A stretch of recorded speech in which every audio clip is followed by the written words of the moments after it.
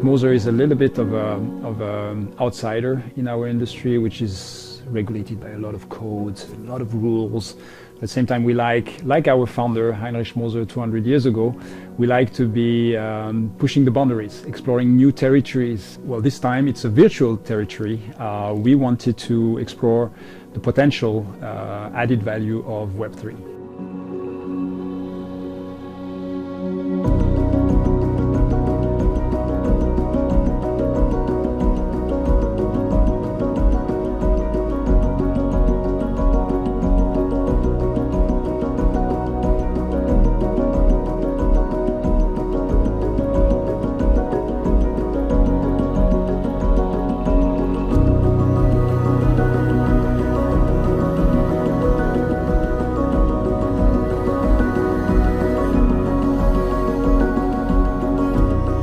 I think we are at the beginning of a very interesting cycle.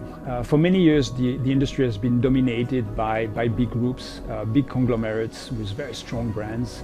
And now for the last 2-3 years, we've seen smaller brands like ours, family-owned, human-sized brands slowly emerging. I think people see value in this. It's like art.